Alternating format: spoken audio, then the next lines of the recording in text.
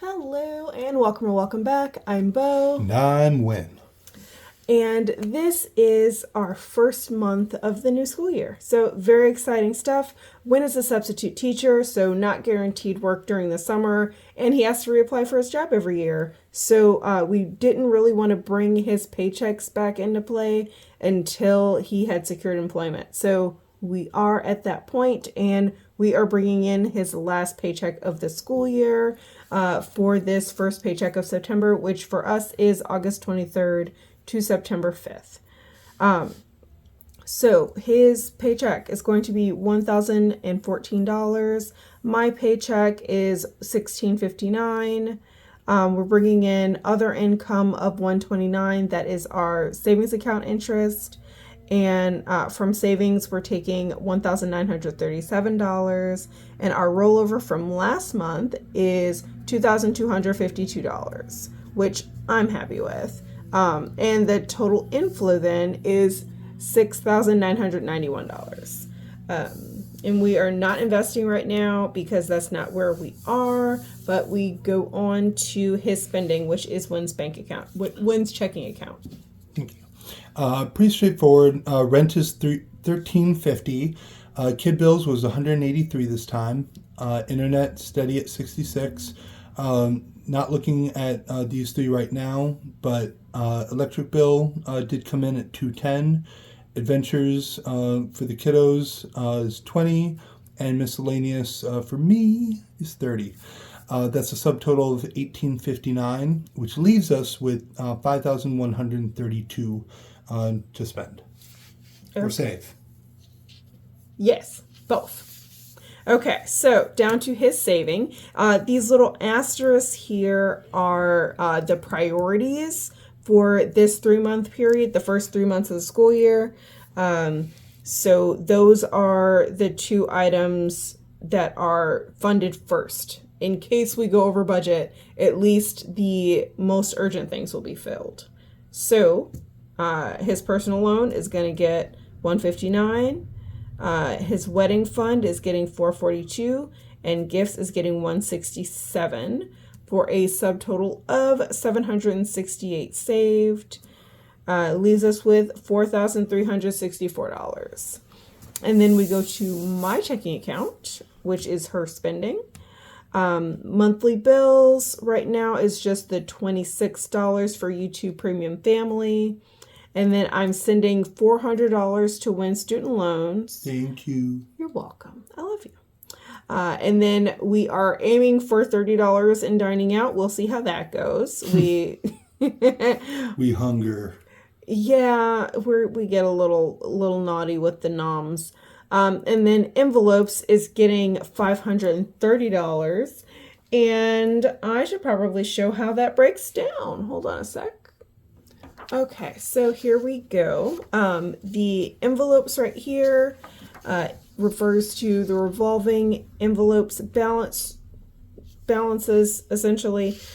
So I ran out of categories, of spaces for categories, because if I see that we're struggling to stay within the budget, I at least want to make sure that the most important things are taken care of. So this time we split up groceries and bulk buys because we do buy some of our groceries from Costco, and those tend to be, for a few items, you pay a lot more. It's just it lasts longer. So we want to make sure we have the money for that if we go over budget overall in groceries.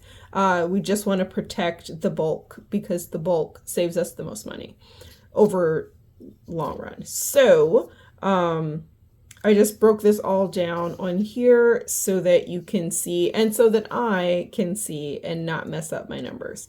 So groceries is going to get $180 for the pay period, $90 a week. Bulk buys is going to get $80 for the pay period, which is $40 a week. And then transportation is getting $60. That is fuel, the occasional Uber or Lyft ride, Wynn's public transportation, all that transportation stuff. So that's 60 pay period. And then health is getting 75. That is anything prescription, over the counter, co-pays for me and Wen. And then home shopping is getting 25. That's basically any random things we need for the house. Birthdays is getting $5. That's kind of self-explanatory. Clothing is getting 15. That used to get 20, but we actually need more money for shoes because we have to buy shoes relatively frequently. Clothing has to be bought frequently as well, but it costs less per item, like general clothing does. And then shoes is getting the 25, and pet care is getting 15. This is mostly paying for pet food because we make all the cats' food from scratch in big bulk. He's a very good kitty. He is, and we make his food in bulk because he does not believe that kibble is real food. And feeding him, basically it was like a pound of, if I bought like store-bought wet food, it'd be like a pound a day. And that's expensive. Much cheaper to just make his food. So that's what we do. And then personal, which is my pocket money, is getting 50. And that's it. We're not doing rollover right now. That's not where we are. We're probably not going to do that again until the summer. So that is where the 530 is coming from. Subtotal for that is 986, and that leaves us with $3,378. And then we go down to my saving, which is my savings account. And again, the asterisks are the two highest priorities. So those need to be funded first. When we go over budget, let's be very real. When we go over budget, at least the priorities will still be funded. Registration and license is getting 173. Subscriptions is getting 358. Phone bill is getting 38. Insurance is getting 475. Car maintenance is getting 112. Christmas is getting a maximum of 62, because that is based on our little challenge. We started this last school year. This is saving for Christmas, obviously. And the three highest cards we can pull add up to $62. So that's where that number came from. And then school is getting 223. Now, I'm pretty sure if or